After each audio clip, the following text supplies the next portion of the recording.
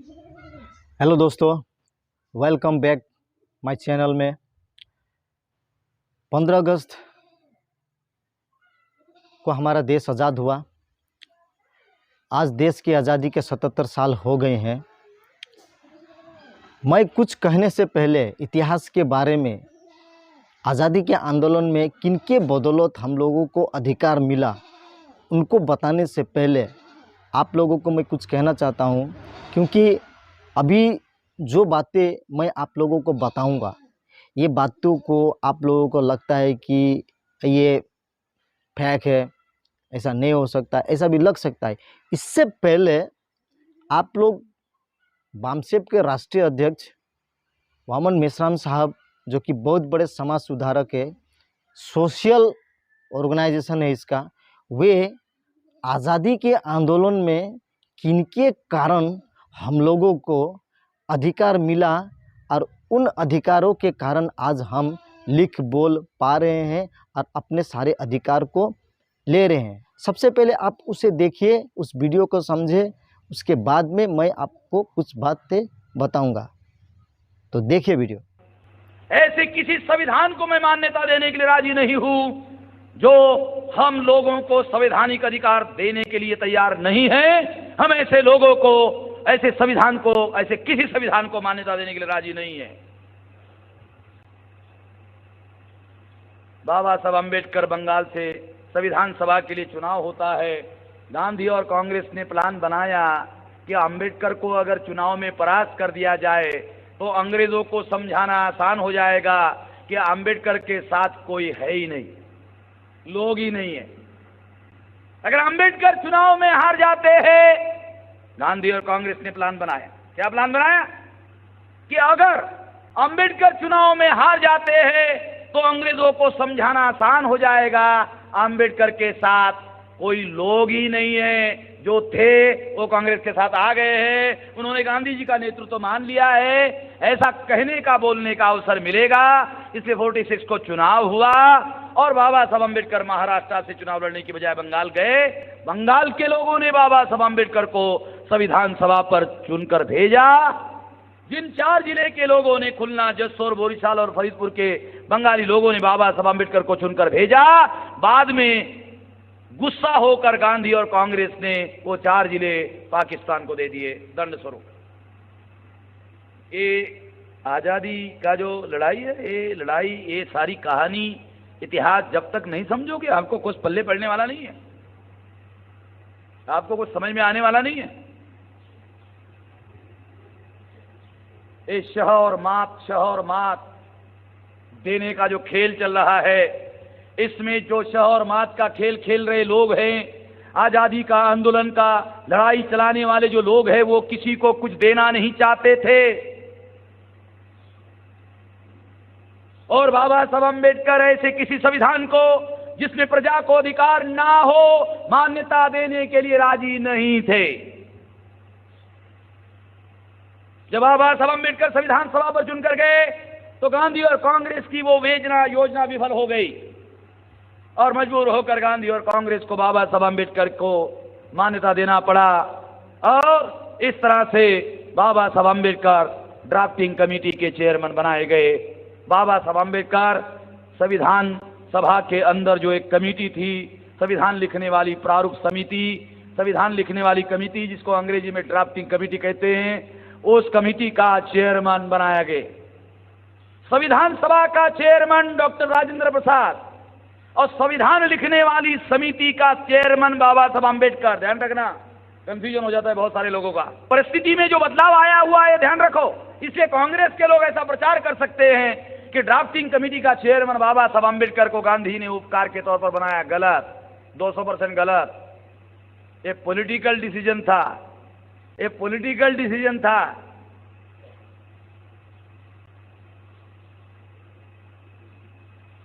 जैसे हमारे लोग कहते हैं कि बाबा साहब अम्बेडकर संविधान के महापंडित थे, इसलिए बाबा साहब अम्बेडकर संविधान सभा के, संविधान लिखने वाले कमेटी के चेयरमैन बने, ये भी गलत। कांग्रेस के लोग कहते हैं कि बाबा साहब अम्बेडकर को हमने चेयरमैन बनाया, ये भी गलत। दोनों गलत बातें।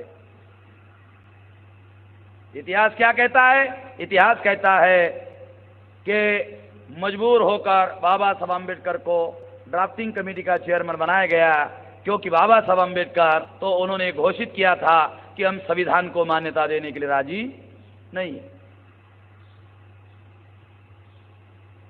और इस तरह से साथियों संविधान बनाया बाबा साहब आम्बेडकर ने। जो आज़ादी से हमारे लोग आज़ाद नहीं हुए थे, देखना दो बातें, आज़ादी से वो आज़ाद हो गए थे, हम नहीं। जो लोग आज़ादी से आज़ाद नहीं हुए थे उन लोगों की समस्या बाबा साहब आम्बेडकर के सामने थी, उनको आज़ादी कैसे दिलवाई जाए, वो आज़ादी कैसे मिलती। संविधान में लिखे हुए अधिकार मिलते तो उनको आज़ादी मिलती, लिखे हुए अधिकार नहीं मिलते तो उनको आज़ादी नहीं मिलती। इसलिए बाबा साहब आम्बेडकर ने संविधान तैयार किया, 395 आर्टिकल का संविधान तैयार किया, 69 आर्टिकल अनुसूचित जाति जनजाति अदर बैकवर्ड क्लास और धर्म परिवर्तित मूल निवासियों के लिए लिखे। 25 नवंबर 1949 को संविधान सभा में संविधान पास हुआ। 25 नवंबर 1949 को संविधान सभा में संविधान पास हुआ। 26 जनवरी 1950 को संविधान भारत में लागू किया गया। दो बातें, संविधान की पास होने की तारीख अलग है और संविधान भारत में लागू होने की तारीख अलग है। संविधान लागू किया गया 25 नवंबर, यानी लगभग 2 महीने के बाद संविधान भारत में लागू किया गया। 26 जनवरी 1950 को भारत का संविधान भारत में लागू किया गया। इतना लंबा इतिहास आप लोगों को मैंने काहे के लिए बताया? प्रजासत्ताक समझने के लिए। ये जो आज़ादी के आंदोलन में ये सारी बदमाशी चली, ये जिन लोगों ने बदमाशी चलाई वो लोग क्या आप लोगों को जो संवैधानिक अधिकार मिले उस संवैधानिक अधिकार के लिए वो जो सहमति ही नहीं थे, मजबूरी थी, जो सहमति नहीं थे वो लागू करने के लिए आज़ाद भारत में उन्होंने जो बदमाशी की उससे प्रमाणित होता है। साथियों 26 जनवरी 1950 को संविधान लागू हुआ। पहले क्या था? 650 संस्थान थे, संस्थानिक राजा होते थे। 650 संस्थान थे भारत में, संस्थानिक राजा होते थे। राजा के घर में राजा पैदा होता था, रानी के पेट से राजा पैदा होता था। राजा अपने गद्दी का उत्तराधिकारी घोषित करता था। 3 बातें, राजा के घर में राजा पैदा होता था, रानी के पेट से राजा पैदा होता था, राजा अपने गद्दी का उत्तराधिकारी नियुक्त करता था। 26 जनवरी 1950 के पहले 26 जनवरी को क्या हुआ?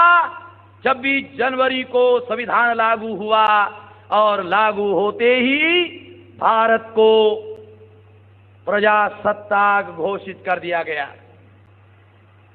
गणतांत्रिक एक हिंदी शब्द है, गणतंत्र, रिपब्लिक, ये जो अंग्रेजी शब्द है रिपब्लिक, इसको हिंदी में कहते गणतंत्र। मराठी में कहते प्रजासत्ताक। शब्द भी हमारे लोगों को मालूम होने चाहिए, शब्दों को भी अर्थ मालूम होने चाहिए। हमारे लोग शब्द उच्चार करते रहते, उच्चार क्यों करते हो भाई? नहीं, पता नहीं है शब्द का क्या अर्थ है। गणतंत्र, प्रजासत्ताक, यानी राजा के घर में राजा पैदा होता था, रानी के पेट से राजा पैदा होता था, राजा अपने गद्दी का उत्तराधिकारी नियुक्त करता था। 26 जनवरी को इसे समाप्त कर दिया गया और घोषित कर दिया गया, अब भारत में प्रजासत्ताक होगा, प्रजा की सत्ता होगी। प्रजा की सत्ता होगी का क्या मतलब होगा? अब किसी राजा के घर में राजा पैदा नहीं होगा, किसी रानी के पेट से राजा पैदा नहीं होगा। रानी के पेट से पैदा जरूर होगा मगर राजा नहीं होगा। ये भी सूक्ष्म भेद थोड़ा सा आपको समझा दूं। बच्चा तो पैदा होगा मगर राजा पैदा नहीं होगा। राजा अपने गद्दी का उत्तराधिकारी नियुक्त नहीं करेगा।